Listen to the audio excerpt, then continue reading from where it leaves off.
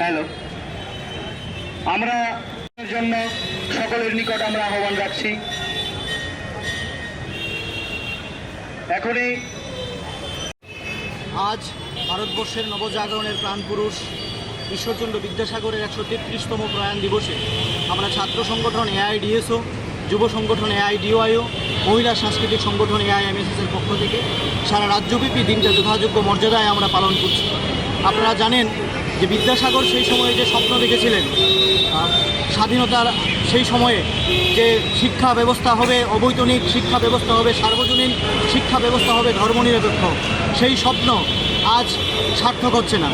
আজও এই যে জাতীয় শিক্ষানীতি 2020 চালু হলো বিদ্যাসাগরের প্রয়াণ দিবসের দিন 29 জুলাই 2020-এ, সেই শিক্ষানীতি এই বিদ্যাসাগর সহ আমাদের দেশের যত বরেণ্য মনীষী আছে তাদের স্বপ্নকে ধূলিসাৎ করে দিচ্ছে, শিক্ষার প্রাণসত্তাকে নষ্ট করে দিচ্ছে। যে মানুষ তৈরি হওয়ার, চরিত্র গঠন করার যে শিক্ষা, সেই শিক্ষা ধ্বংস হয়ে যাচ্ছে। ফলে আজকে যে বিদ্যাসাগরের যে স্বপ্ন, আশা আকাঙ্ক্ষা, তার থেকে যদি আমরা শিক্ষা নিয়ে এই শিক্ষানীতিকে বাতিল করতে না পারি তাহলে শিক্ষার প্রাণসত্য আগামী দিন আর থাকবে না।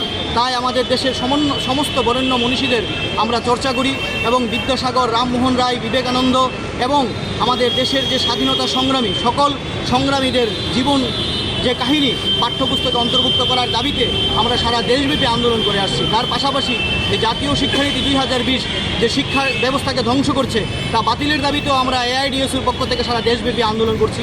তারই ধারাবাহিকতায় আমরা আজ বিদ্যাসাগরের প্রয়াণ দিবসে আমরা শপথ নিচ্ছি যে স্বপ্ন বিদ্যাসাগর সহ আমাদের দেশের বরেণ্য মনীষীরা দেখেছেন সেই স্বপ্নকে বাস্তবায়িত করার জন্যই এআইডিএসও প্রতিদিন লড়বে এবং এই শিক্ষা ব্যবস্থাকে নষ্ট করতে দেবে না। তাই আমরা আজ বিদ্যাসাগরের প্রয়াণ দিবসে আমরা এই আহ্বান রেখেই ছাত্র যুব সমাজ সকলের নিকট আমরা আবেদন রাখছি, আসুন বন্ধুগণ, শিক্ষার উপর ক্রমবর্ধমান নেমে আসা যে আক্রমণ তাকে প্রতিহত করুন এবং দেশের সমস্ত বরেণ্য মানুষদের জীবন সংগ্রাম ইতিহাসের পাঠ্যপুস্তকে যেন অন্তর্ভুক্ত করে সেই সংগ্রামে আমরা সামিল হই। আমি রাজ্য সম্পাদক এআইডিএসও। বিদ্যাসাগরের চিন্তাধারা দিকে দিকে ছড়িয়ে দিন।